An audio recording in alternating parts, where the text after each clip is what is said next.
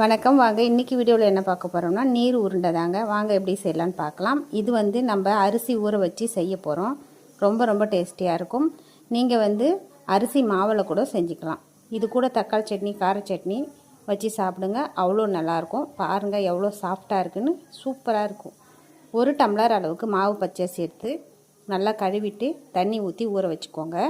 ஒரு 3 மணி நேரம் ஊறட்டும். அதுக்கப்புறமா தண்ணியை நல்லா வடிச்சிட்டு கொஞ்சமாக தண்ணி விட்டு நல்லா கொஞ்சம் ரவை பதத்துக்கு அரைச்சிக்கோங்க. கொஞ்சம் நொரன்னு இருந்தால் தான் நல்லாயிருக்கும். ரொம்ப மழை அரைச்சிங்கன்னா கொஞ்சம் டேஸ்ட் கம்மியாக இருக்கும். நொரன்னு அரைச்சிக்கோங்க. இது கூட 2 பச்சை மிளகாய், இஞ்சி சேர்த்து இந்த பதத்துக்கு அரைச்சி எடுத்துக்கோங்க.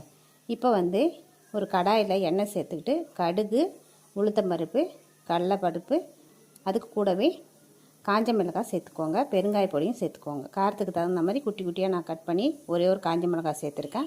ஏற்கனவே பச்சை மிளகாய் சேர்த்துருக்கோம். அதனால் இப்போது இதை கொஞ்சமாக தண்ணி சேர்த்து மிக்ஸி ஜாரில் அலம்பிட்டு அதை அது கூடவே சேர்த்து நல்லா கலருங்க. உப்பு தேவையான அளவு சேர்த்துக்கோங்க. சீக்கிரமாக கெட்டிப்பட்டுடும். அடிகனமான பாத்திரமாக வச்சுக்கோங்க. மாவு நல்லா கெட்டியான உடனே நம்ம நல்லா ஆற வச்சுக்கணும். இது கூடவே கருவேப்பிலை, கொத்தமல்லி எல்லாமே சேர்த்துக்கோங்க. ஒரு கைப்பிடி அளவுக்கு தேங்காய் துருவலும் சேர்த்துக்கோங்க. சேர்த்துட்டு நல்லா மிக்ஸ் பண்ணி விட்டுடுங்க. நல்லா ஆற வச்சுடுங்க.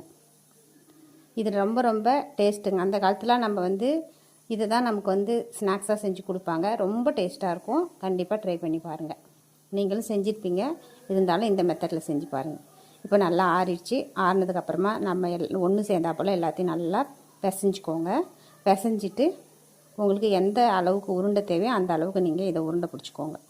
இந்த மாதிரி நல்லா உருண்டை பிடிச்சிட்டு நம்ம இந்த மாதிரி ஸ்டீமர், நான் இட்லி தட்டில் ஒரு ஸ்டீமர் ஒன்று வரும், அதில் வச்சுருக்கேன். நீங்கள் இட்லி பாத்திரத்துக்குள்ளே அவிச்சிக்கலாம். இட்லி வேக வைக்கிற தட்டில் ஒரு 10 நிமிஷம் வேகட்டும்.